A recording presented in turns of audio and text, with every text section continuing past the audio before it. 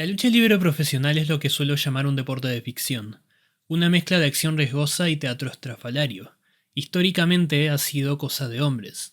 La presencia femenina en la lucha libre profesional está sujeta a un juicio y trato diferentes que el de la masculina a nivel general. Parece una declaración obvia y hasta sosa, pero quiero que pensemos un poco en eso. La lucha libre de mujeres ha tenido una historia turbulenta y sus competidoras a menudo han sido despojadas injustamente de oportunidades o si no reducidas a un atractivo sexual o personajes estereotipados. Sin embargo, ¿dónde empieza eso? ¿Es solamente un reflejo de la sociedad en el momento? ¿O hubo agentes que específicamente contribuyeron a esta situación? Ya es casi de público conocimiento el caso de Fabulous Moolah, una de las luchadoras viajeras más prominentes de mediados del siglo XX, asociada a la NWA o Alianza Nacional de Lucha. Con su propia escuela de lucha libre para mujeres siendo la única disponible en Estados Unidos, Moolah tenía un renombre que le otorgaba control totalitario del ambiente tanto creativa como políticamente. Y si le preguntas a algunas de sus pupilas, ella y sus allegados se aprovecharon cada segundo de ese poder, forzando a sus estudiantes a ejercer trabajo sexual al servicio de los promotores del momento, exprimiéndolas por cada centavo posible e influenciando múltiples empresas para que ninguna otra luchadora popular tenga más protagonismo que ella.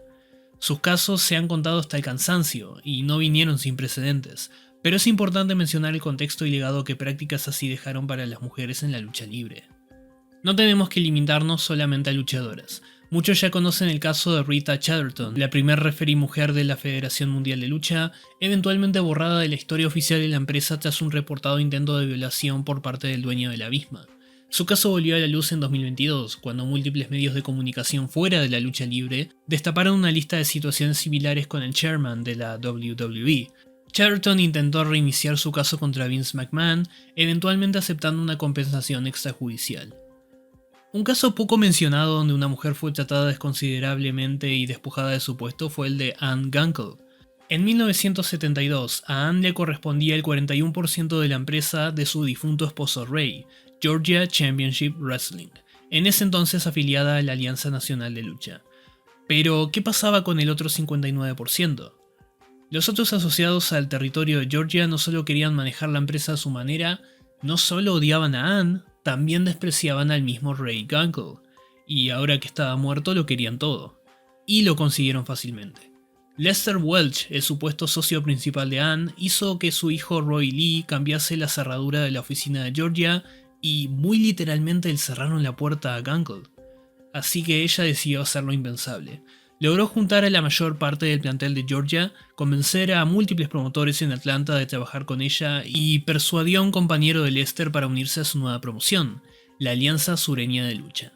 ¿Cómo se le ocurría una mujer enfrentándose a la todopoderosa Alianza Nacional de Lucha con esta empresita outlaw, como le llamaban? La ASWA hizo todo lo que pudo para enfrentarse a la NWA y tenían chances legítimas de ponerlos contra las cuerdas y superarlos, pero no tenían los mismos recursos. Amenazas, vandalismo, chantajes, sobornos, la NWA estaba dispuesta a jugar sucio para aplastar a Gunkel y su empresa rebelde. Y eventualmente tiraron una bomba letal. Pagaron dinerales para bloquear el acceso de Old South a las arenas más importantes del estado de Georgia. Poco a poco la gente fue abandonando a Anne. El juego se había acabado. Jerry Jarrett mantuvo que no hubo trampas y la NWA ganó limpiamente. Anne dijo en una entrevista que le habían dicho que la lucha libre era muy dura para una mujer, y luego le dijeron que ella era muy dura para la lucha libre. Frustrada, respondió que la NWA claramente significaba una cosa en ese momento: No Women Allowed. Como dije al comienzo, el pro wrestling era un deporte de hombres, y la inclusión de mujeres en el mismo no era más que un acto de novelería. Ni se digan posiciones de poder.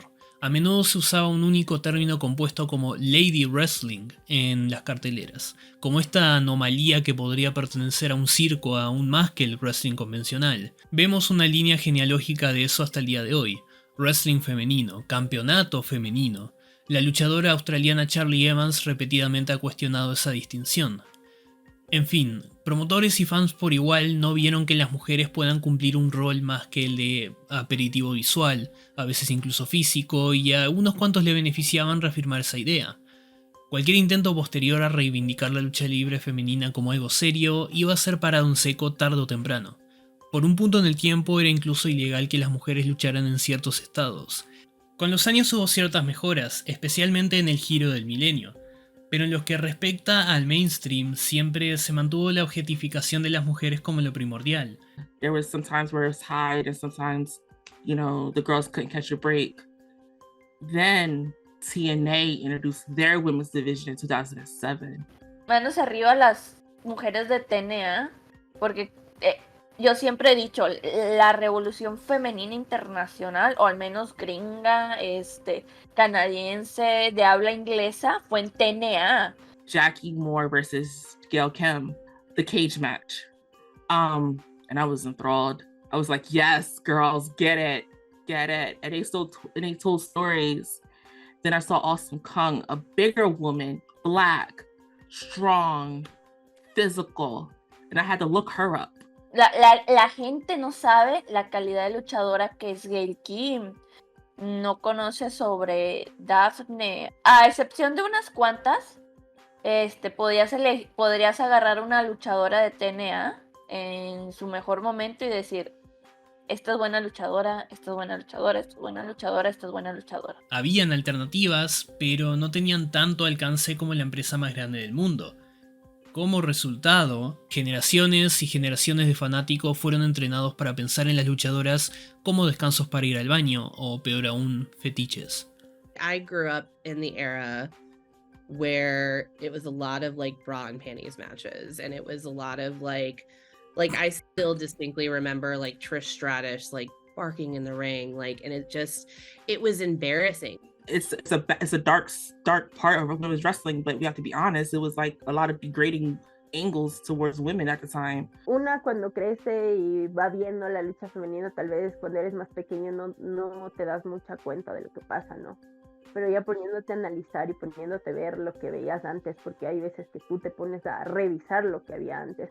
Entonces, antes sí, había presencia de mujeres, pero no netamente como luchadoras, eran más modelos. Yo nunca me había tomado el tiempo de decir, antes las hacían luchar en bikini, que con barro, que literal un objeto sexual de la lucha libre, y era como que, ay no, como que, ¿por qué hacían eso? It's a weird feeling because now having like the benefit of like age and knowledge and being able to look back, like it was awful.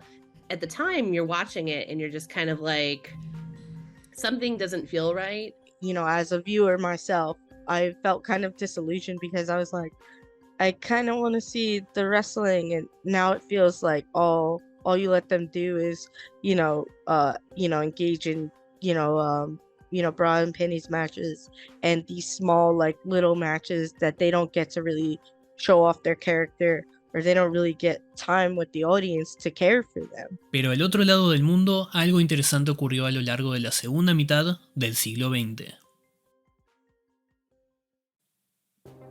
¿Qué pasaba con la lucha libre en los 50s y 60s en Japón? Bueno, lo mismo en este punto. Tras el fin de la Segunda Guerra Mundial empezó a nacer el Pro-Res. Curiosamente, las mujeres fueron las primeras en incursionar en el mismo, pero no eran vistas con la misma legitimidad. Mientras Riki Dosan era una sensación nacional, el Josh Pro-Res era una atracción de obras vodevil y clubes nocturnos, un acto de circo en el mejor de los casos y un fetiche en el peor de ellos. Las mujeres trabajaban en la oscuridad, literal y figurativamente, ya que nada tangible de esa época puede ser rescatado en torno a la lucha femenina. Eventualmente evolucionaron a tener más presencia, operando como troops de ambulantes. Irónicamente, fueron figuras de la lucha libre americana las que ayudaron a empujar al Joshi a nuevos niveles. Eso incluye a Mildred Burke, que trajo consigo un sistema de campeonatos, así como a Fabulous Moolah, quien por la gracia de su corazón accedió a ceder su campeonato de la NWA. Después de todo, incluso siendo algo underground, las luchadoras tenían más chance de trabajar y hacer buen dinero en Japón que en Estados Unidos. A pesar de este esfuerzo, faltaba un cambio para que las cosas fueran genuinamente redituables. Una nueva identidad que iba a separar la lucha femenina de todo lo demás y volverla una sensación. En una de las troupes trabajaban 4 hermanos: Takashi, Kenji, Kunimatsu y Toshikuni, conocidos universalmente como los hermanos Matsunaga. Un grupo de gente enigmática y muy fuera del ojo público que decidieron salir de su empresa y empezar la suya propia en 1968. All Japan Women's Pro Wrestling Corporation. Cuando los fans acérrimos de la lucha libre femenina ven este símbolo hoy, a menudo piensan en Manami Toyota, Akira Hokuto, Bull Nakano o Asha Kong, pero ninguna de ellas en su generación habrían tenido la plataforma donde pararse sin las más olvidadas pero fundamentales décadas de 1970 y 80. Verán, cuando la AJW de los Matsunaga fue formada, el plantel consistía de amigas y familiares, básicamente. Eventualmente se unió más gente, luchadoras particularmente habilidosas como Jumbo Miyamoto, quien se volvió una protagonista adecuada para la empresa, pero necesitaban una estrella si querían emprender vuelo. Los Matsunaga sabían que la relevancia yacía al otro lado de la pantalla, y por suerte se toparon con el ticket dorado que los llevó a la permanencia en ella. A principios de los 70s, una encantadora adolescente llamada Fumi Watanabe concursó en un reality show de talentos llamado Star is Born. Ella era cinturón negro en karate, cantaba como un ángel y era particularmente alta en estatura. No ganó el concurso, pero ganó el fuerte apoyo de la audiencia nipona, quedando en segundo lugar.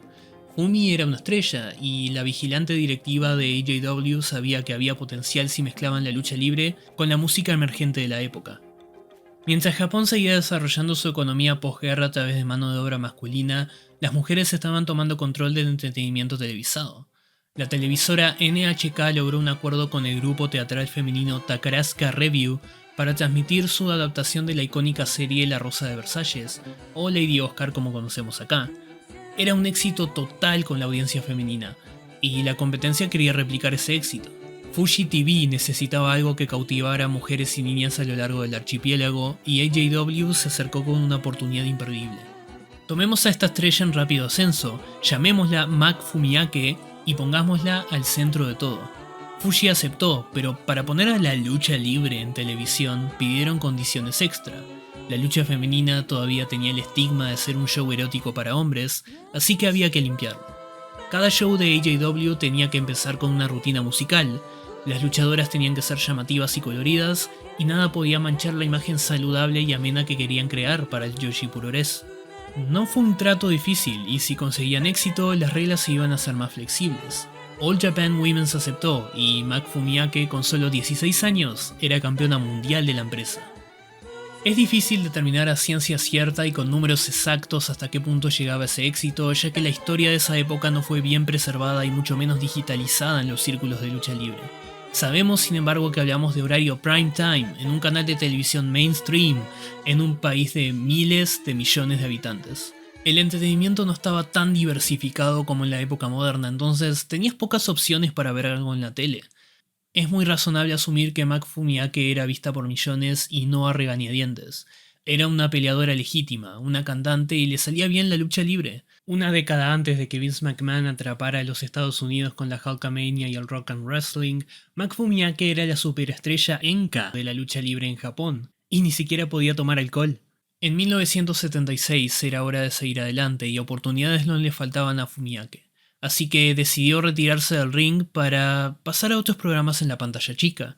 Fuji TV y AJW sabían por adelantado que había que encontrar a alguien que alcanzara o superara ese nivel antes de que Mak colgara las botas. Entra la Beauty Pair.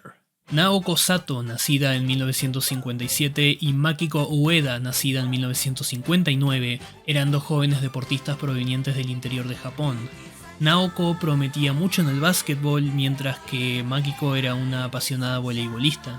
Su atletismo excepcional y apariencias andróginas las hacían candidatas perfectas para lo que buscaba All Japan. Hitoshi Yoshida, productor de Fuji TV, idealizó el concepto de la Beauty Pair para captar la atención de las chicas de forma definitiva. Inspiradas en dúos musicales como Pink Lady, iban a vender juventud en llamas para jóvenes en llamas, y las jóvenes compraron. Makiko dejó la secundaria para unirse a AJW en 1974, teniendo un año completo de entrenamiento antes de debutar. Naoko no tuvo la misma ventaja, uniéndose a la empresa en el 75 y debutando solamente un mes después.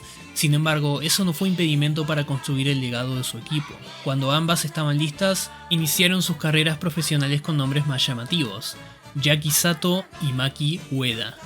Llegado en 1976, Mak Fumiake y su compañera Mariko Amagi perdieron los campeonatos en pareja de AJW contra la Beauty Pair y su era comenzó. Si Fumiake fue un éxito, Yaki y Maki fueron un fenómeno. Yoshida creó un acuerdo discográfico con la RCA y fue la figura principal que las convirtió en idols. También produjo conciertos de las chicas en el Teatro Internacional de Asakusa y organizó múltiples apariciones televisivas que las llevaron al público mainstream. Millones y millones de adolescentes se volvieron adeptas, logrando meterse al mundillo de la lucha libre en el proceso. Creo que esta es una buena oportunidad para recalcar que no estoy olvidando la ironía de que esto parte de las necesidades económicas de un montón de empresarios, fabricando un acto específicamente diseñado para atraer al público objetivo. Sin embargo, Sato y Ueda eran mucho más que plantas de la industria, tuvieron un crecimiento orgánico ante la audiencia, ayudaron a romper la idea del femenino tradicional y conectaron con mujeres a un nivel sin precedentes. Este deporte de hombres ahora le pertenecía con amplitud a las mujeres.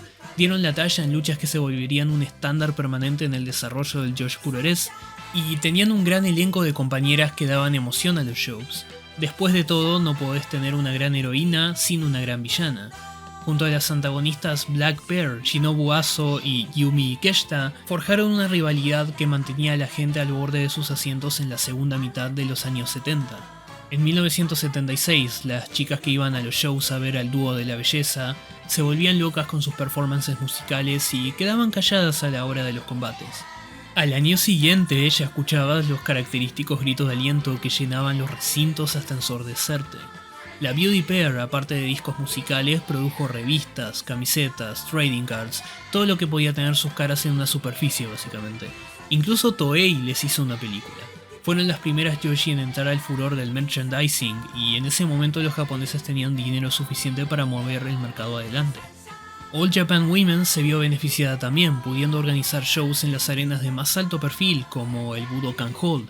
La entrada de Jackie y Maki en el Zeitgeist fue tal que incluso inspiraron una serie de literatura, manga y anime muy adorada por aficionados, Dirty Pair, la cual luego fue tomando ideas de múltiples equipos femeninos de lucha libre subsecuentes. Y todo lo que mencioné fue tras enfocar el producto de la lucha libre a algo que las mujeres jóvenes pudiesen admirar y ver como deseable. Y eso no necesariamente quiere decir que sea estereotípicamente femenino. Con el tiempo las luchas fueron más violentas e intensas y noticias de la época reportaban que las fanáticas admiraban la agresividad y destreza de las luchadoras. No encajaban con lo que se esperaba de una mujer en esa sociedad y eso las hizo aclamadas por una generación entera. Lejos de la reputación fetichista que una vez tuvo, el Joshi Puroresu empezaba a reinar. Pero es importante tener en cuenta que empezaba a reinar en los círculos de la cultura pop, al apelar a un público distinto al del wrestling tradicional. La gente que iba a AJW no era la gente que iba a New Japan y viceversa. Hablando de mujeres jóvenes, muchas de ellas también veían una oportunidad de vivir la vida de sus sueños a través de la lucha libre y ser como sus ídolas. AJW recibió tantas solicitudes que en un momento dijo basta y empezaron a regular los nuevos ingresos de una forma más selectiva. Se hacían audiciones anuales, cada año recibiendo más gente, y las que lograban pasarlas dejaban atrás sus estudios y cualquier otro proyecto anterior para dedicarse de lleno a la lucha libre. A veces salía bien, a veces salía estrepitosamente. Sin embargo, esto nos dio generaciones futuras que iban a tomar el lugar de Jackie y Maki una vez que éstas terminen su capítulo en el Puroresu. Y así fue a principios del 79 cuando Maki Ueda decidió retirarse del negocio. Fue convencida para tener una última lucha contra Jackie Sato, quien la derrotó para concluir la era de la Beauty Pair. Fueron solamente unos 3 años, pero marcaron la pauta para definir lo que vendría después. Comenzada la década de 1980, Jackie Sato continuó luchando, pero su popularidad empezó a descender. Su destreza tampoco era la mejor, considerando que no tuvo la misma formación que Maki. Sato se retiró en 1981 después de pasar la antorcha a Jaguar Yokota como campeona solista, dando fin total a la leyenda de la Beauty Pair. Para entonces, dos jóvenes conocidas como Chigusa Nagayo y Tomoko Kitamura estaban dando sus primeros pasos en las leonas de All Japan. Las cosas iban más o menos para cada una, pero fue una suerte del destino hacer equipo en una lucha intrascendente de 1983, lo que selló sus carreras para siempre. AJW vio la química que tenían y dijeron, son ellas. Y fueron ellas. Chigusa Nagayo y la ahora renombrada Lioness Asuka formaron Crush Gals, y fueron un hito avasallante en la empresa. Si Beauty Pair fue un fenómeno, las Crush Gals fueron histeria pura. Al igual que sus antecesoras, Chigusa y Asuka eran mitad cantantes, mitad luchadoras, pero ahora las fanáticas estaban más metidas que nunca en la lucha libre. Crush Gals tuvo el doble de fama que Beauty Bear, logrando encabezar a AJW al conseguir ratings televisivos que llegaban a los 12 millones de televidentes, según reportes del One. No había duda en este momento de que la lucha femenina era más atractiva que la masculina para el público general japonés. Y el público no solo veía a las Crush Gals, sino también a toda la icónica generación de los 80s. Devil Masami, Jaguar Yokota, Condor Saito, Bull Nakano, Dump Matsumoto, las últimas tres encabezando el equipo rival de Nagayo y Asuka, la Alianza Atroz. Fue una ecuación perfecta. Chigusa y Asuka se veían como las estudiantes aplicadas promedio de la época, mientras que Matsumoto y su banda se veían como delincuentas que le harían bullying a dichas estudiantes. Fue una rivalidad de virtud contra malicia que resonó con su público y definió la década para el Joshi Puroresu, de manera que mis palabras no pueden hacerle justicia ni en un video como este.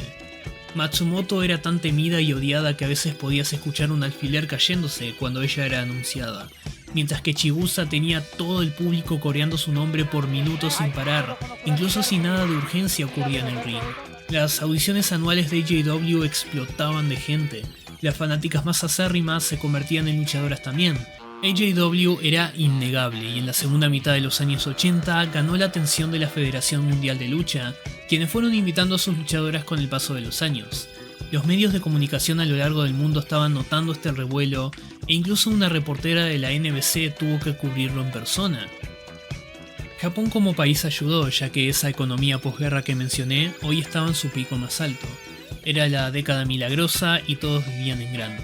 AJW generaba tanta plata como deseaban mientras la nación entera estaba revolucionando el mercado de los electrónicos y el resto del mundo estaba babeando por querer traer todos esos productos a sus países, principalmente Estados Unidos.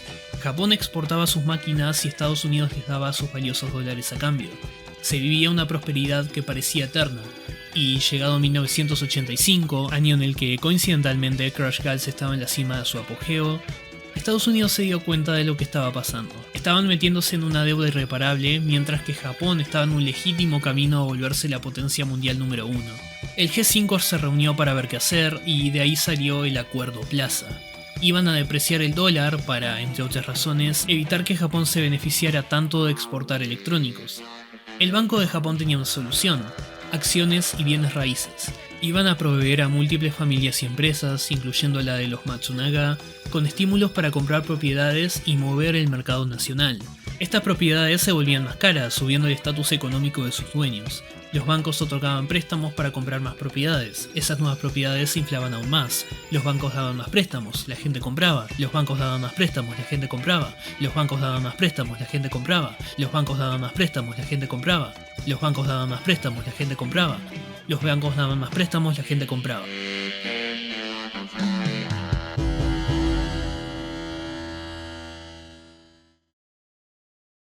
La década de los 1990 fue muy fascinante para la lucha libre femenina japonesa. Las Crush Gals habían cumplido 26 años y se tenían que retirar, lo quisieran o no. Ya vamos a hablar de eso. Mientras una serie de escándalos y corrupción partiendo de malas decisiones empezaba a tumbar la economía japonesa, All Japan Women centraba a una nueva generación de luchadoras excepcionales. Las chicas que vitoreaban a todo pulmón se habían ido junto a Chigusa Nagayo. Era parecido a cuando se fueron Steve Austin y La Roca de la WWE. Su generación no conectó con la siguiente. Los números de audiencia bajaron y con ello la confianza de las televisoras en la lucha libre femenina. Sin embargo, AJW tenía cierta estabilidad tras 20 años de construir su marca, y no eran la única empresa para ese momento. JWP, WLPW, incluso la FMW de Atsushi Onita quería entrarle al Joshi Puroresu. Para ayudarse a través de la crisis, entre 1992 y 1995, las empresas colaboraron múltiples veces, para bien o mal, y dieron lugar a super eventos que duraban hasta 10 horas continuas. Sin embargo, ya no eran adolescentes llenando la arena, sino fanáticos tradicionales de lucha libre, en su mayoría hombres. Claramente habían cambiado su enfoque a algo más convencional. Las luchas eran excelentes, las Joshi de la época revolucionaron la manera de construir luchas e inventaron nuevos movimientos que posteriormente serían robados por otros luchadores más populares en el mundo. No mames, güey, Akira Hokuto. Akira Hokuto, güey. Le daba miedo. Era una villana sasa, güey. Desde la forma en que entraba. Güey, hacía hacía ver a Luis Miguel, hacía oír a Luis Miguel como que a la verga, güey, ahí viene esta mujer.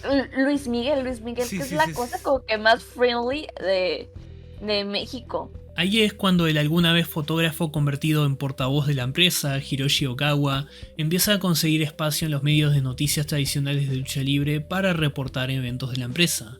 Paralelamente, el periodista Dave Meltzer echa más luz que nunca a las mujeres de Japón al cronologizar los eventos más grandes, popularizando a JW y su mágica década de los 90 como esta meca de la lucha libre femenina liderada por Manami Toyota.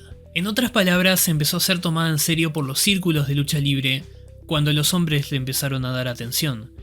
That mindset happens a lot with things that women are interested in. Like I think about Taylor Swift and the Barbie movie and like all these things that are meant for women, but for some reason it's seen as less than or not to be taken seriously, and it's just an overarching like issue. I'm not personally a Taylor Swift fan, but you know, a lot of girls like Taylor Swift, and it's discounted as like, okay, this is music for girls, this is not serious, this doesn't have any cultural value. But if there's an artist or band or singer that mostly men like, it's taken much more seriously. It's not seen as legitimate unless, you know, men are watching or men are participating, and it's a phenomenon that just exists in our society, and it's not limited to wrestling. And that applies to so many things, you know. Sometimes I'm asked about a lot of like issues in wrestling, and I just have to go like, well, it's not a wrestling issue, it's a human issue. And wrestling as a kind of media, as a kind of art, as a kind of TV show, just reflects the problems of the larger society. Sin embargo, para el 97 los efectos de la crisis económica empezaron a ser pesados, sobre todo con la crisis perpendicular que enfrentaba todo el continente de Asia. Los Matsunaga tenían demasiadas inversiones irresponsables y pecaban de jugar viciosamente en el casino, como cualquier japonés adulto promedio de la época. No tuvieron la visión ni la templanza para aguantar la explosión de la burbuja, y eso fue una receta para el desastre. Tras recibir cheques rebotados, múltiples luchadoras se fueron de AJW en un éxodo masivo para hacer sus propios proyectos. Había demasiadas empresas en la vuelta, creando una sobresaturación de la lucha libre en un momento donde las artes marciales mixtas empezaban a dominar en popularidad. Ya nadie quería invertir en esto porque la falta de lucha libre femenina en la televisión mató completamente la exposición que estas luchadoras recibían. Todos querían un pedazo de la torta, pero la torta ya estaba vencida. Entonces nos acercamos a los años 2000. Japón pudo estabilizarse un poco, pero las consecuencias de la llamada década perdida afectan al país hasta el día de hoy. Los jóvenes que se sentían imparables años atrás no pudieron encontrar trabajo en una sociedad donde si no ibas derecho a una empresa después de terminar tus estudios, eras un total fracaso ante el mercado y el ojo público. Se volvieron pesimistas y apáticos. Las chicas que se morían por ser luchadoras de AJW ya no estaban. AJW no pudo crear nuevas estrellas y agonizó hasta su inevitable defunción en 2005. La luchadora Kyoko Inoue describió el año 2000 en una entrevista como el año donde su vida de pobreza empezó. Pasó las siguientes 2 décadas pagando deudas. Las empresas que quedaban tenían que sobrevivir de alguna manera, y algunas encontraron a su común denominador para que las mantenga operando. Esto es paralelo a un giro de paradigma monumental en la industria idol japonesa, donde la gente solitaria es vista como un público fácil a los que se les puede vender escapismo si se presentan a las idols como accesibles y dispuestas a interactuar con fans. Se puso un énfasis en el fanservice por encima del talento, y es interesante ver cómo la lucha libre femenina tomó esta idea para subsistir. Aunque muy buenas luchadoras y combates de culto salieron de esta generación, era considerada la época oscura del Joshi Purores en lo que respectaba a flujo de talento, economía e incluso distribución. Empresas nacían y morían, y sus luchas en el tiempo se perdían. Había que enganchar a los hombres solitarios, viejos y con suficiente dinero para gastarlo en sus idealizaciones de las luchadoras que admiraban. El boom se había acabado. Los fanáticos tradicionales se quedaron con el progreso masculino, las fanáticas pop se quedaron con la música, y el Joshi Purores ya había perdido en 1990, simplemente se enteraron 10 años después. Obviamente hubo figuras que se opusieron a esta corriente, notablemente Kana. La luchadora que hoy conocemos como Asuka en WWE publicó una carta abierta en la revista semanal de lucha libre criticando lo que ella consideraba los aspectos más nefastos de la lucha femenina, que estaban estancándola sin remedio. No fue muy bien recibida, especialmente siendo una luchadora joven y sin mucho derecho de piso. Kana sería vetada de algunas empresas de Joshi y se ganó enemistades certeras por su atrevimiento, algunas reales y otras en kayfabe. Ella aprovechó su controversia para marcar un legado único junto a las aliadas que le quedaban en la escena. Es la razón por la que su estilo es tan diferente, por la que transitó por selectas promociones y por la que eventualmente encontró su hogar en Estados Unidos estos años. El problema de Kana no era únicamente la existencia de lo erótico en la lucha libre. Hay unas cuantas situaciones más que tuvo con respecto a booking, dinero y la cultura en general. De hecho, fue años después de sacar su artículo que ella lanzó un video grabure de forma independiente llamado Manifesto. También, a pesar de su controversia, se le fue dada una columna semanal en la revista.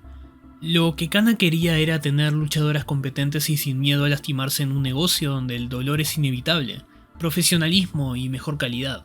Hasta el día de hoy, la escena Joshi todavía debe lidiar con este problema, como me ha contado Akari.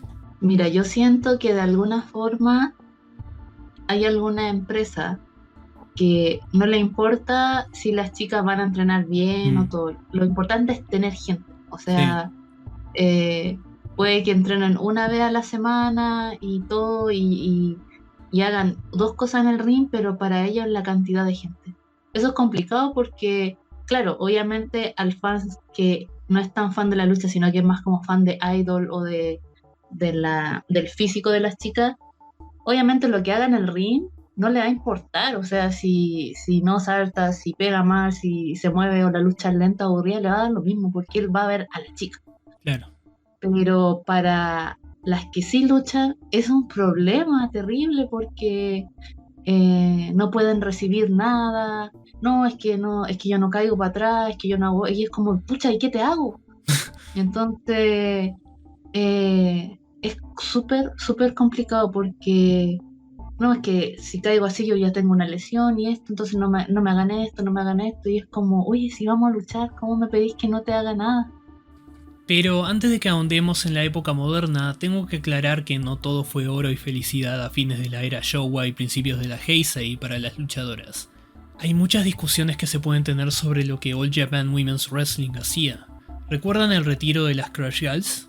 AJW tenía una regla que forzaba a las luchadoras a retirarse una vez cumplidos los 26 años para mantener el ciclo de talento fresco y renovado, pero también por las implicaciones que tenía una mujer de esa edad trabajando. A menudo se describe a Japón como una sociedad donde sus roles deben estar en armonía por el bien común. Sales de la secundaria, vas a la universidad. Sales de la universidad, vas a trabajar. Eres una mujer que pasó de los 25 años, debes casarte, tener hijos y desaparecer del ojo público. Es un modelo de vida muy común en la industria musical, y por su conexión con AJW, esta lo tomó como regla también. Eventualmente se deshicieron de ella, pero fue muy tarde. Cerca del final de su carrera, Chibusa Nagayo empezó a notar que su posicionamiento en los pósters y carteleras era cada vez más pequeño. La gerencia directamente le dijo que su rol pasó a ser el de un escalón para otras luchadoras. Sabiendo que su fin se venía, Chibusa ideó un ardid publicitario en el cual anunció que contraería matrimonio para obtener un combate de retiro digno y estelar. No tardaría en volver a los cuadriláteros, pero en su propia empresa, Gaea.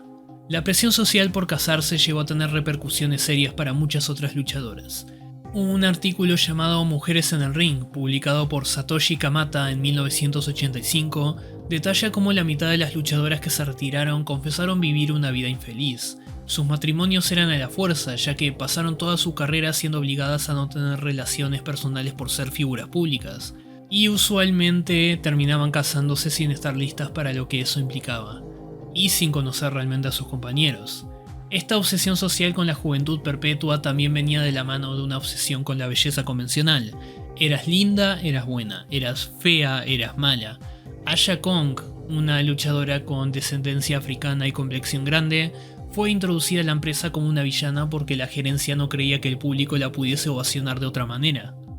Otra de las prácticas cuestionables de la empresa era su riguroso y hasta abusivo condicionamiento. Mucho se habla de las luchadoras antiguas siendo extremadamente demandantes al entrenar novatas, llegando incluso a rumores de que una trainee de AJW falleció tras ser exigida más allá de sus límites.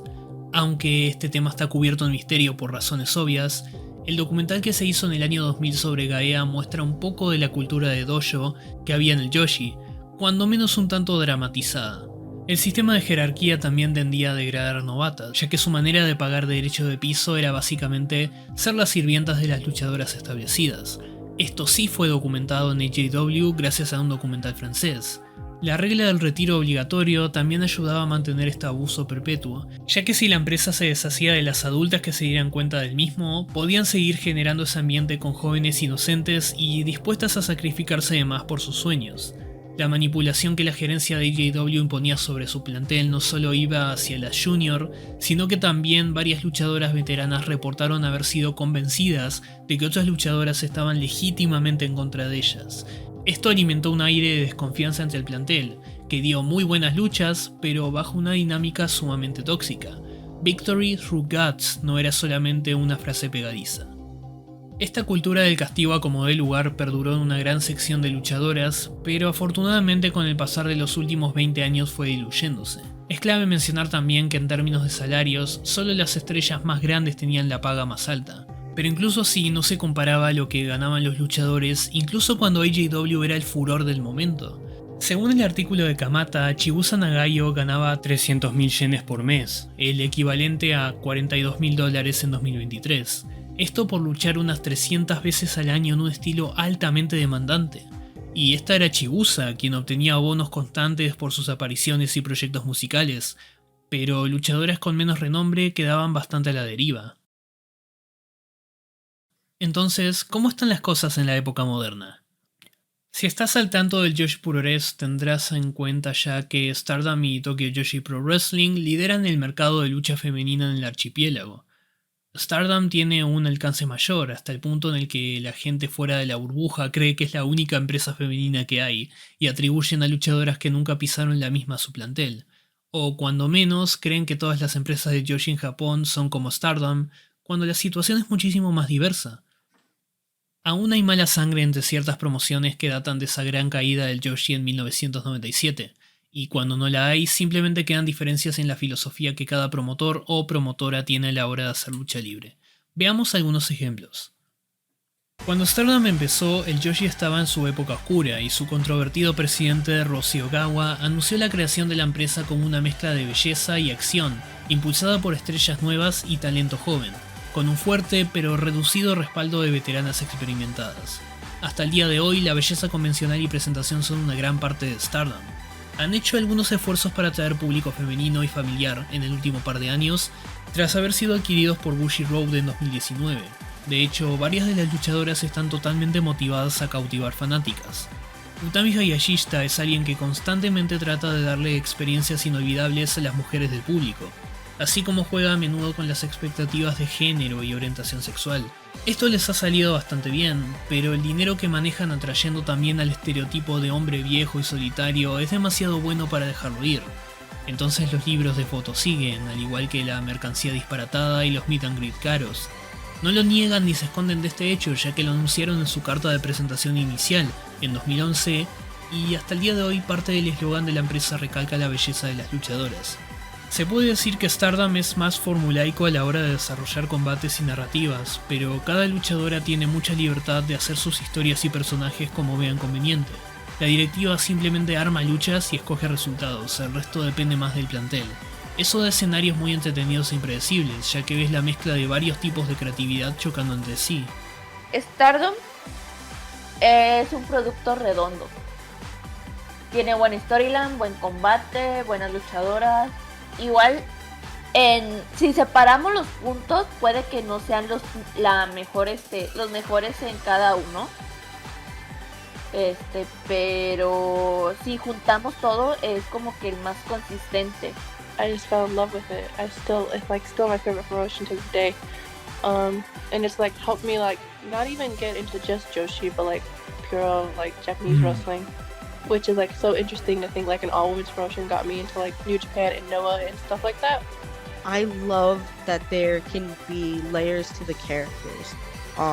With respect to storylines, a character can have a funny side, a character can have a serious side, a character, can have a villainous streak. And a lot of the times it can make sense depending on the context of the situation. The whole thing with like Suzuki and like the you left me and the real thug tears. I'm just like, it's because they're sisters and they love each other, but they're angry at each other, and sometimes the only way you can express it is through grabs.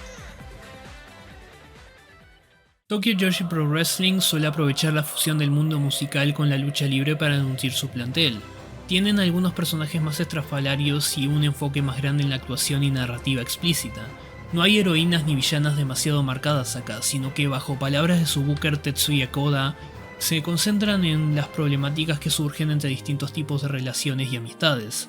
Es una visión mucho más vanguardista de lucha libre, donde personajes complejos y un poco disparatados chocan entre sí, sin necesariamente hacerte elegir un bando.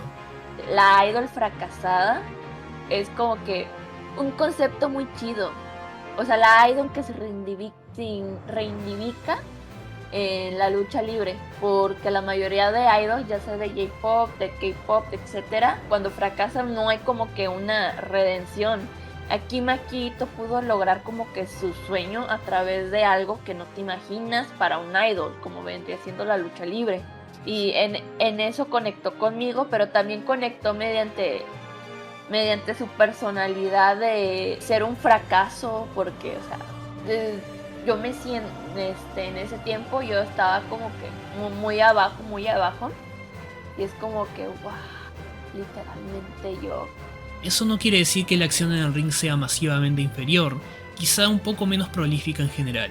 Sin embargo, TJPW ha probado conectar de forma más emocional con el público de Occidente, de manera que sus fans se encuentran ahí lo que no encuentran en Stardom. The Tokyo Joshi show in LA, I was there, I went to that. It was, first of all, sold out crowd, right?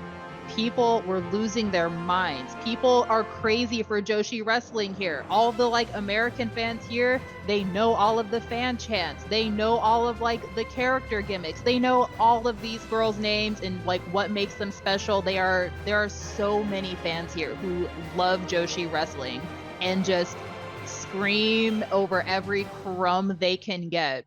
De hecho, es TJPW la que más a menudo se hace viral con fotos o clips en internet, más allá del público usual de wrestling.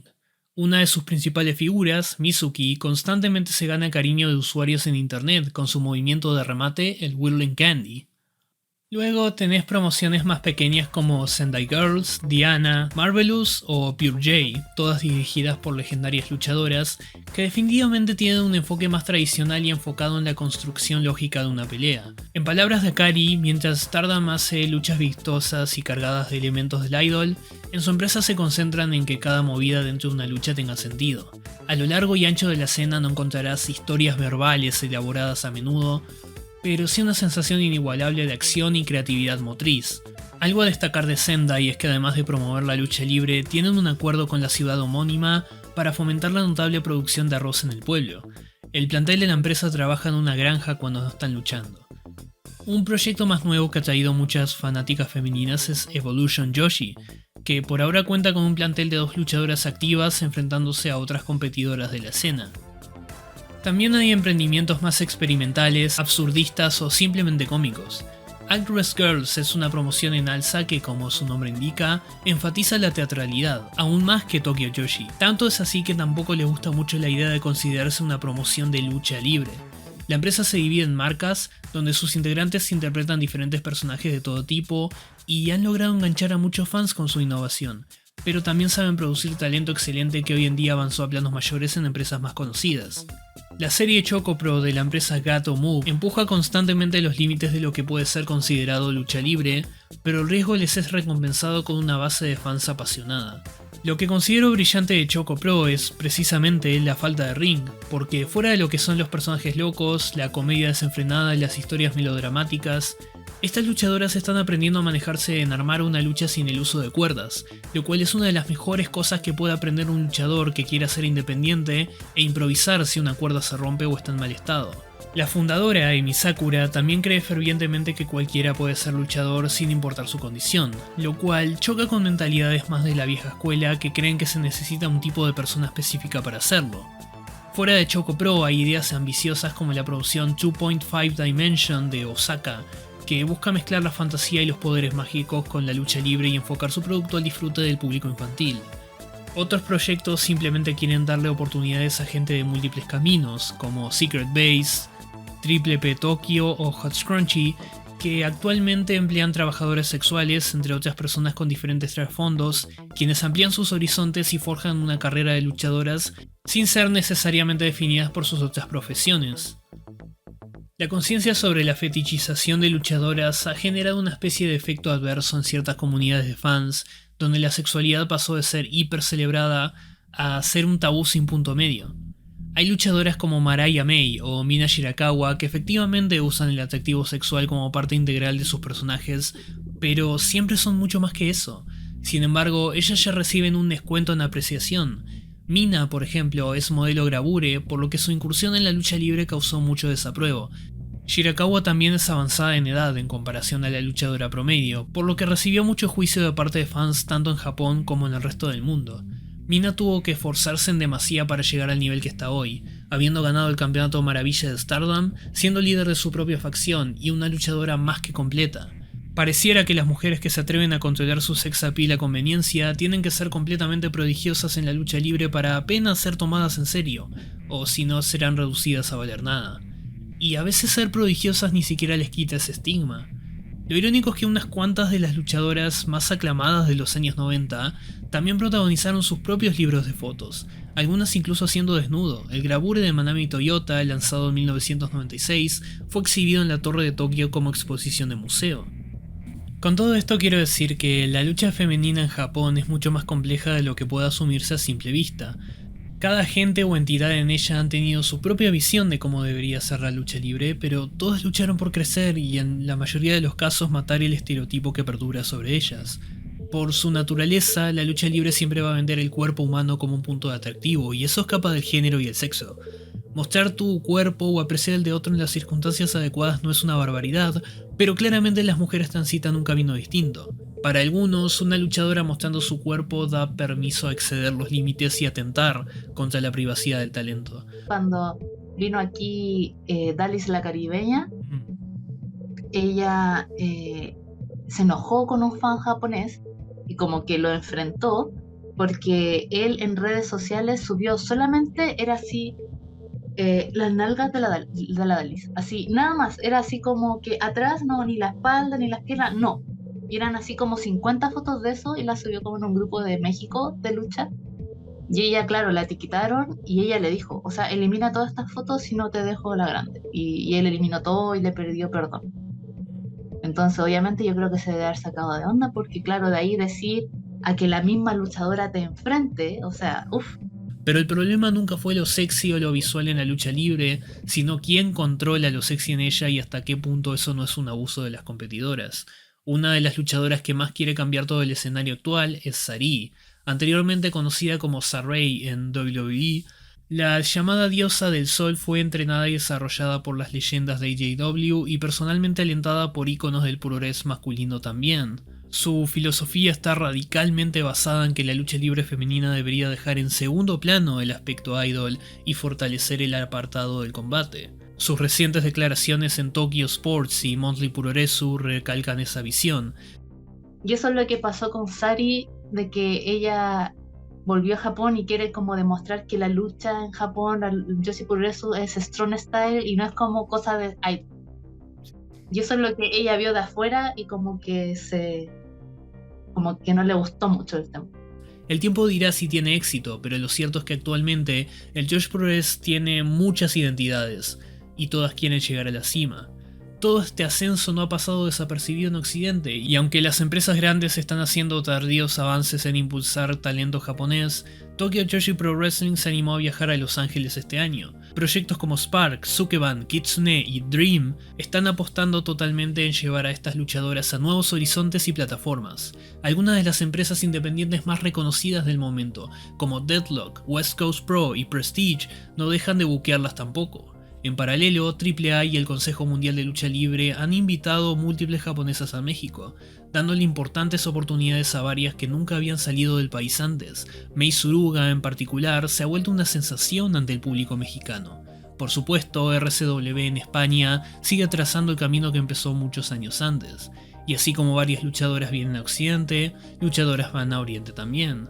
Hoy más que nunca hay muchas competidoras que tienen la oportunidad de hacer excursión a Japón, como Sandra Moon, Nina Samuels, Billy Starks, etc.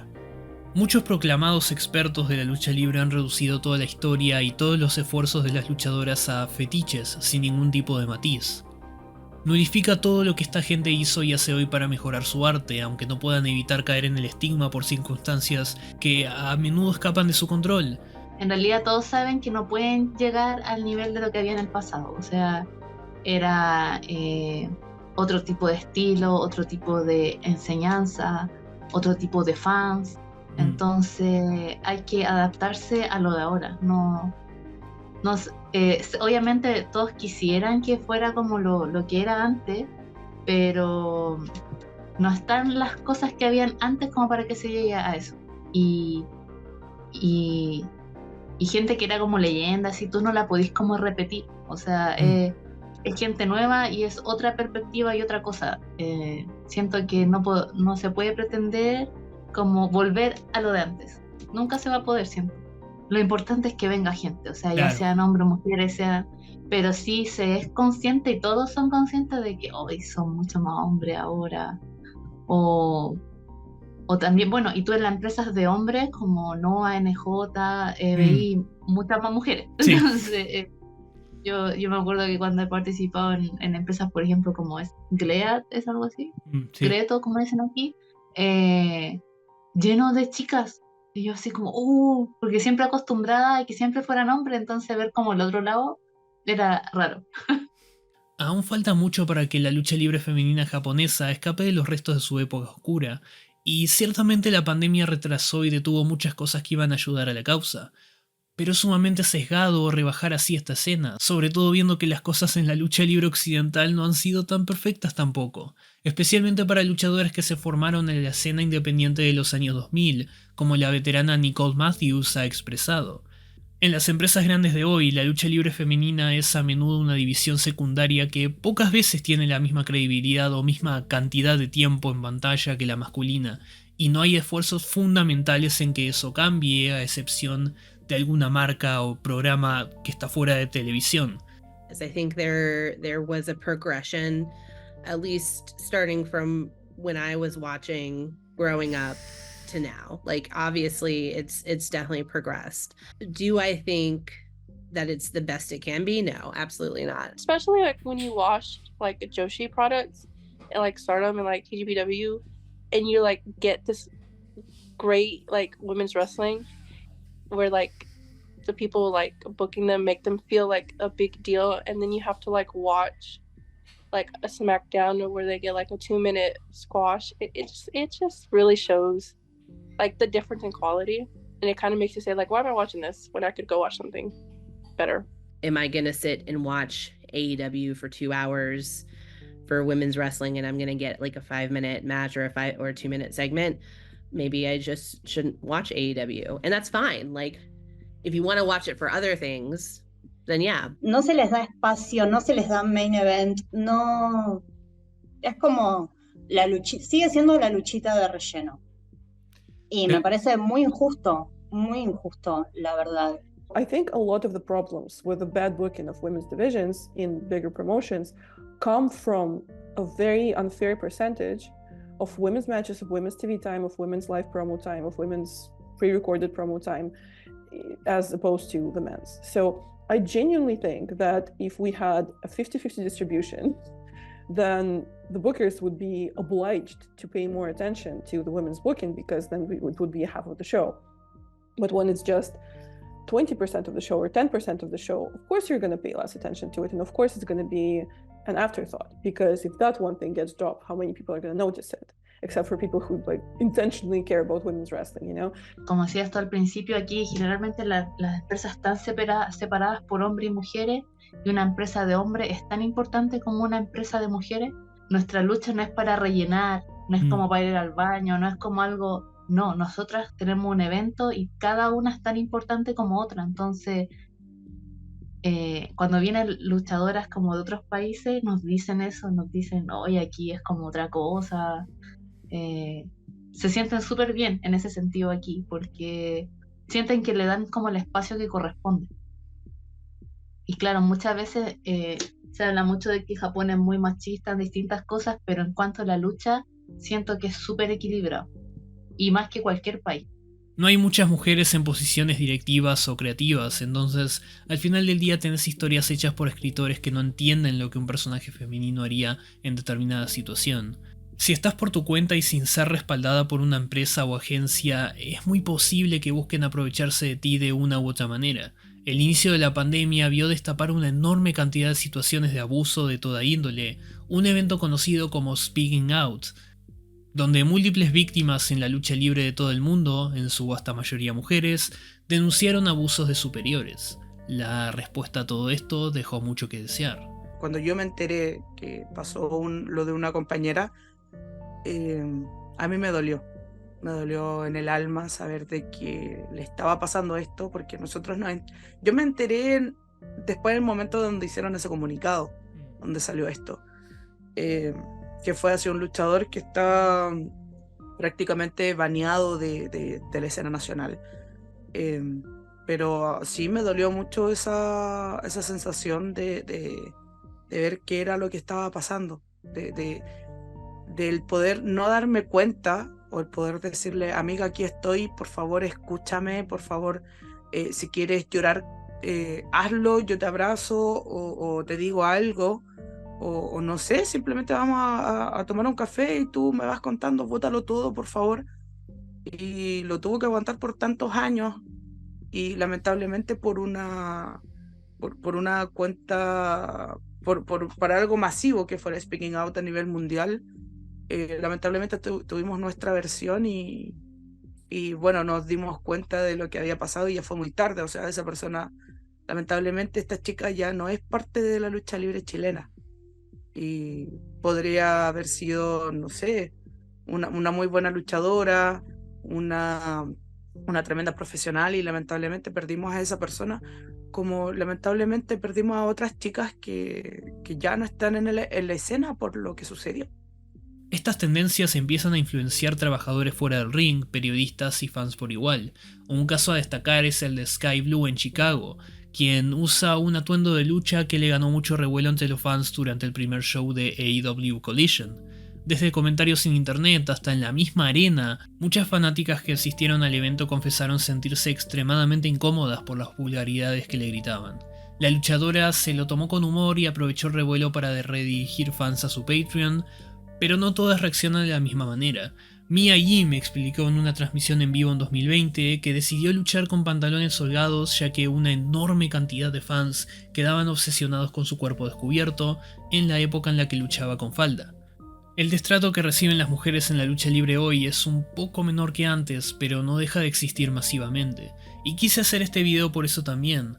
Desde las luchadoras más galardonadas hasta las fanáticas más desconocidas, todas han recibido algún tipo de injuria no provocada. Yo cuando entré a la agrupación que la que yo conocía y donde yo vivía en San Antonio, que era RAL, podía realmente igual aprender bien en Chile, pero no era algo que me iba a llevar más allá. En esa agrupación ni nada no tuve problemas, pero sí, como en otras empresas, todo se veía mucho como el criticar y que era como que casi todas las luchadoras eran prostitutas, así como que ni te conocían y es como no, que todas son prostitutas, que todas se acuestan con todo. My first couple of years of training, I never told people this. I was treated horribly by my first wrestling school, but I persevered because like I said, it was something in the back of my head that was like, keep going. Don't give up. Yo la verdad, yo siempre digo que los primeros años que yo estuve entrenando no la pasé tan bien y no aprendí nada o casi nada. Porque era el hecho de que eras muy chica y a veces no te salían las cosas y te decías, deja ahí nomás, después intentas o cosas así, ¿no? O en los entrenamientos se dedicaban netamente a hacer solo los chicos y decían, dennos despacio chicas que vamos a hacer nosotros nuestras cosas y nosotros viéndoles, ¿no? Entonces, ¿qué aprendías de ahí, no? Es que me acuerdo cuando hiciste ese video de Fallback y te comentaron, tú eres mujer, a las mujeres no les sale hablar de lucha libre. Y Mira, me acuerdo que saltamos un montón de gente tipo a rebardear al flaco y vos lo ignoraste así en paz. Éramos como tu brigada en ese momento. Es que yo, bueno, yo en ese momento nada más pasé el comentario porque XD, porque o sea, está muy XD, me daba mucho XD, pero ustedes como que sí se enojaron. Y yo, otro día en el fandom de la lucha libre, otro día siendo mujer. Whatever you're saying, whatever kind of content you're creating is also not taken as seriously when it comes from a woman. And it happens to this day where I would express an opinion and people get really, really mad. But then my male friend, who's also a wrestling journalist, would say pretty much the same thing and people would react very differently. A mí no hay un solo bardeo de un programa o de otra promoción que no me haya llegado a mí por mi persona. Nunca por los eventos que produzco, porque de eso doy fe que no pueden decir nada. Pero que si sos trolo no sos trolo, digo, ¿qué te cambia? ¿Me hace mejor o peor productora? Digo, ¿el problema es ideológico? Bueno, digamos que el problema es ideológico. Y creo que no sé si sea la única que le pase eso. De que igual no te discriminan de que no, ¿cómo vas a saber de lucha libre si eres mujer? Sino es más como que este comentario de que no manches, eres mujer y te gusta la lucha libre. Qué chido, la llevaré a casa con papá. Y así es como que cuando yo hago contenido sobre las cosas, no me gusta que digan, ay, qué guapa eres y te gusta la lucha libre, ay, qué chido. No, a mí me gusta que digan, qué chido video, no sabía de eso, o tu edición y así, o mira, creo que puedes mejorar en esto, o así estuvo muy chida tu investigación y todo eso. Siento que me desmotiva más muchos esos comentarios de que, pues, que estoy haciendo mal para que solo vean que soy mujer.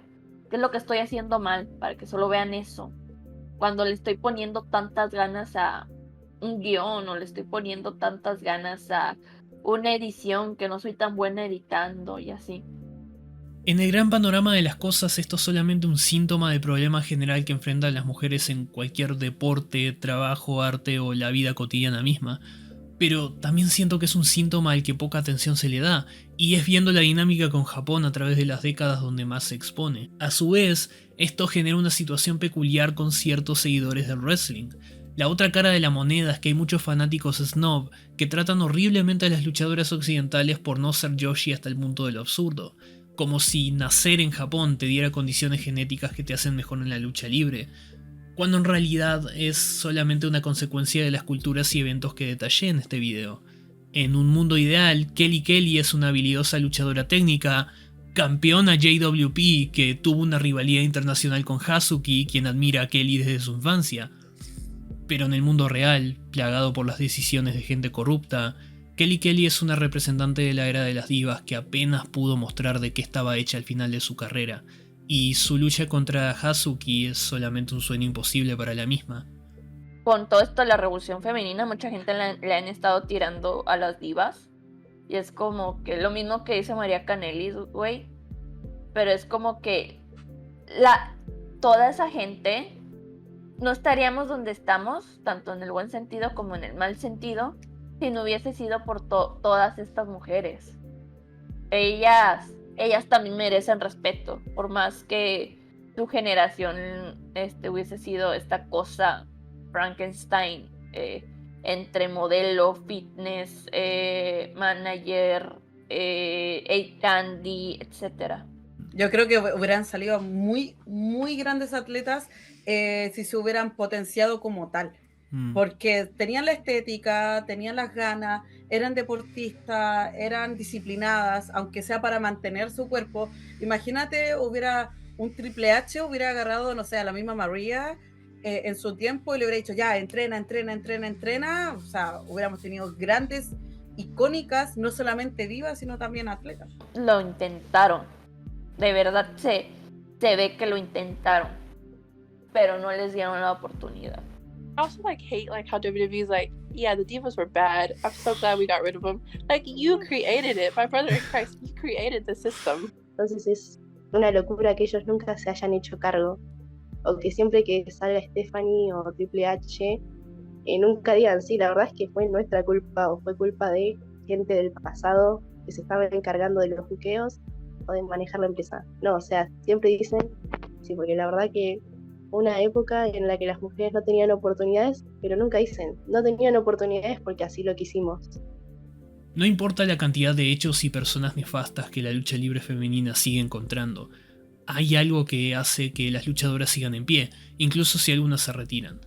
Después de todo, los rings están conectados, y aunque esté lejos el día en que las cosas sean más justas, las mujeres seguirán luchando. La lucha libre me ha entregado tantas personas valiosas como características valiosas que no contaba, que me siguen luchando por esto. A pesar de que ha sido difícil y de que he tenido que pasar muchas cosas, mi amor por la lucha libre nunca se fue. Entonces, hay veces que uno se cuestiona y dice, ¿qué estoy haciendo aquí? Está difícil o no me sale tal cosa. ¿Yo qué hago aquí? Tal vez no soy tan buena. Pero si es algo que te gusta, si es algo que en serio amas, tú haces lo posible para hacerlo bien. You see people take risks and, move their entire world to another place just to develop their craft and just to grow in this crazy sport. Muchas cosas que deseo en el mundo de la lucha libre japonesa, que eso como que me hace estar como enfocada en eso, y pase lo que pase, no importa, yo lo voy a intentar y lograr lo que más pueda, ya obviamente en Japón, y tampoco descarto en algún futuro, me gustaría, no sé, ir a México, Estados Unidos, Inglaterra, aunque suene raro, a ir a representar el Yoshi Pururesu, porque eso, yo soy latina, soy chilena, pero yo represento la lucha japonesa, entonces creo que de alguna forma todos esos pensamientos y todas esas cosas me hacen como no rendirme y que quiero lograr todas esas cosas. It's just beautiful to watch women regain control. It's just beautiful to watch them, achieve certain heights. Because, for example, when Athena had her first pay-per-view main event on RH, I was there, and I was there for the presser after, and it was such an emotional moment, and she was so happy, and it was something so meaningful for all women in wrestling, not just her. Si hace 10 años vi que en la lucha libre lamentablemente las mujeres eran esta lucha para relleno, eran esta lucha para que los hombres vayan al baño, porque así se llamaban las luchas de mujeres acá en Chile. Ahora están estelarizando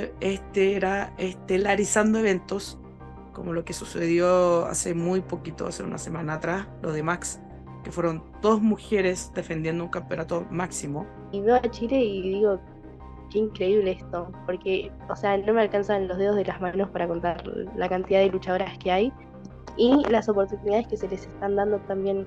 O sea, veo a Nikki allá en Chile, que es la campeona de Max, y es increíble. What I look forward to in the future is seeing those, be inspired. They come and they take the torch that comes from this generations. I want my legacy to be, if I ever, God willing, bless me with being part of a major promotion, I want people to be like, wow, Nevaeh Chantal was a part of some dope stories. She did this storyline, she did this, and just like I said, to leave people with memories, like I was left as a child. I want to be an antagonist in a story. I have this weird dream of me being a champion and like the next generation coming up and beating me. And it's like this big confetti, like a finale in a movie with confetti all over, and I lost and stuff. Sounds similar. I just think that would be so cool.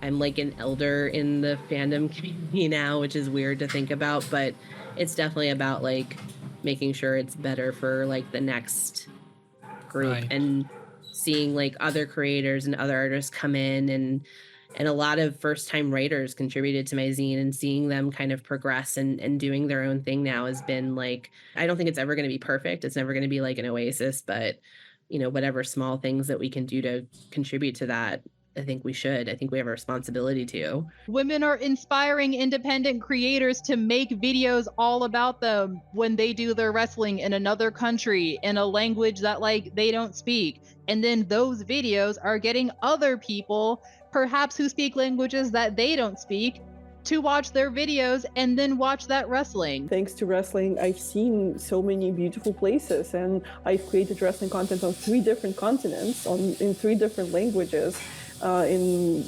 I can't even tell you how many countries, in many countries, with wrestlers and other outside the ring workers from over 10 countries now, I think, or now I think it could be even like 15.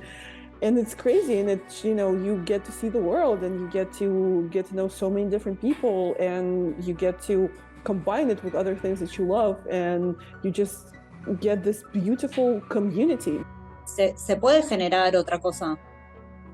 Por momentos quiero morir, realmente, por momentos es agotador, porque ya generar un evento es agotador, y en algunas condiciones es más agotador todavía. Pero bueno, yo realmente son esas cosas que digo, bueno, acá se puede generar algo. Conocer a luchadores como Zack Monsoon me ayudó un montón a decir, bueno, este espacio se puede generar, y hay personas que lo quieren generar porque lo necesitan, porque luchar es lo que aman hacer, y tienen que poder hacerlo en un espacio donde sean respetados. I want to remain positive about women's wrestling. I want it to be better for the next generation. I have a lot of friends with kids. I have a niece, like, she's not old enough to understand wrestling yet, but I can foresee like my brother taking her to a show, or maybe I taking her to a show, and I want her to feel comfortable. I want her to like have her favorite wrestler, and it's like, I see things where like Bianca and Naomi, like all of these different wrestlers, like people, it's important for people as children to see themselves, like to see like we're role models, and have like, you know, representation in wrestling, and it can't just be men. I want to say a role model, but I want to be a representation of African American, you know, a little bit on the thicker side, who a girl, African American girl on the thicker side can look at and be like, yo, she's killing it, she's doing amazing, I want to be like her. And if I can't create that representation for that little girl, I will be so excited and so happy. Esta nueva generación tendría que ser gente que entienda que pues que las mujeres también valen, que también si les da la oportunidad o le da la chance de crecer, pues pueden hacerlo. When you put women, like, when you let them just go and let them do cool stuff, like, you get good reactions. And like, I think like Becky and like Tiffany, they had a match on NXT, and it was like really highly watched, and it was like it peaked like 1 million viewers, I think. And it's just like, see what happens when you just let women do stuff and just like let them go. It makes stuff like that makes me think like, okay, they see that there's like a demand for them, or like there's a want for them. El seguir creyendo que esto va escalando es lo que no me hace renunciar. Porque si yo entrara y viera que estamos donde mismo, y que, ejemplo, mi personaje está donde mismo, y que no hay forma de crecer, yo digo, pucha, ya, ¿sabéis qué? Chao. pero veo a todas mis compañeras siempre creciendo, y el futuro es femenino, o sea, el futuro se viene con todo en nuestra área, y yo creo que eso es lo que no me hace perder la fe, como de seguir superando, y que vamos granito a granito, pero vamos avanzando y vamos a llegar como a ser equitativo, yo sé. Más allá de que te guste o no lo que hace X empresa, siempre te mueve el lado de la lucha femenina. Y creo que lo que más me motiva también a tener esperanza es saber que va más allá de las empresas, sino que va hacia las mujeres que a una le inspiran y una es fanática. No bajemos los brazos, porque la lucha libre puede generarnos sorpresas lindas. Eso más que nada es lo que me mantiene acá. I fully do believe that women's wrestling is going to come up. It is going to come up whether you want it to or not. It is going to come up whether you like women or not. Cope, seethe, cry. Women up a million. Sorry.